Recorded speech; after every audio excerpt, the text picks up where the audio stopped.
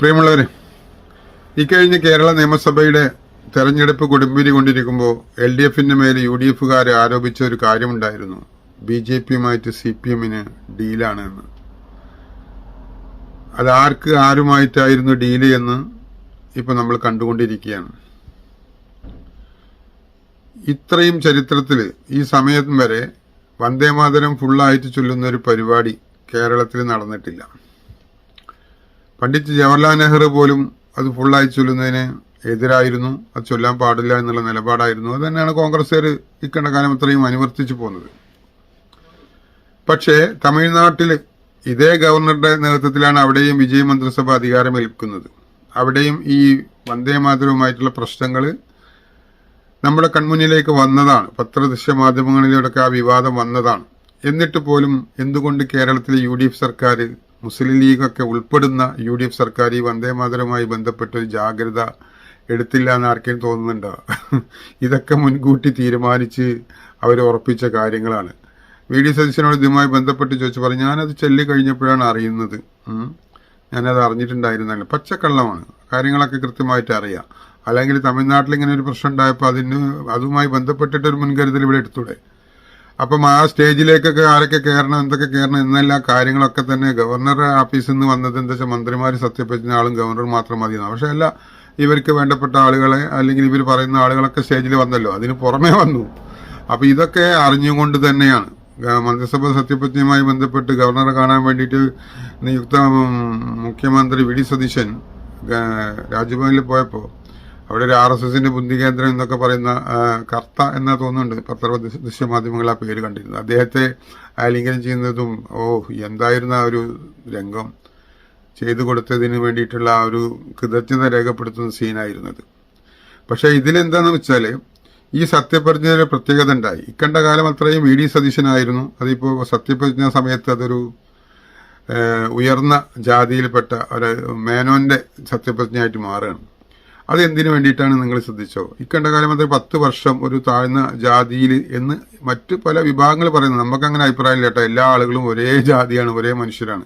പക്ഷേ താഴ്ന്ന ജാതിയിൽ പിറന്നു പോയ ഒരാളായിരുന്നല്ലോ കേരളത്തിലെ 10 വർഷം മുഖ്യമന്ത്രിയായിരുന്നത്. അത് ഞങ്ങൾ തുടച്ചു നീക്കി ഇപ്പോൾ മേൽത്തട്ടിലുള്ള ഒരാൾ സർക്കാർ അധികാരത്തിലേറ്റിരിക്കുന്നു. അപ്പൊ ആ കാര്യങ്ങളൊക്കെ അവിടെ വിസ്തരിച്ച് പറയുന്നതിനാണ് VD സതീശൻ ദാമോദരൻ എന്നല്ല പറഞ്ഞത്, അല്ലെ VD ദാമോദരൻ സതീശൻ എന്നല്ല, അവിടെ ജാതി പേര് അവിടെ വന്നു, മനസ്സിലായ? അപ്പൊ അത് എന്തിനു വേണ്ടിയിട്ടാണ്? ആരെ തൃപ്തിപ്പെടുത്താൻ വേണ്ടിയിട്ടാണ്? എന്നിട്ട് പിന്നെ ആ സത്യപ്രതിജ്ഞ ഇവരുടെ അതാ സംഘപരിവാറിനെ പ്രീതിപ്പെടുത്തുന്ന രീതിയിലേക്ക് കോൺഗ്രസ് മാത്രമല്ല മാറിയത്. ഞങ്ങളുടെ ഐഡന്റിറ്റി എല്ലാവർക്കും സ്വത്വബോധമാകാമല്ലോ, ഞങ്ങൾ സ്വത്വബോധം എവിടെയും കാണിക്കുന്നൊക്കെ ഘോരഘോരം പ്രസംഗിച്ചിരുന്ന ഷാജി അടക്കം അള്ളാഹുവിന്റെ പരിശുദ്ധ നാമത്തിൽ ഞങ്ങൾ സത്യപ്രതിജ്ഞ ചെയ്യുന്നു എന്നല്ല പറഞ്ഞത്, ദൈവനാമത്തിലേക്ക് വന്നു. എല്ലാ കാലത്തും തൊപ്പി വെച്ചിട്ടാണ് ലീഗിന്റെ മന്ത്രിമാര് സത്യം വെച്ച് ചെയ്യുക. ആ തൊപ്പി ഒഴിവാക്കി. ആർക്ക് വേണ്ടിയിട്ടാണ്?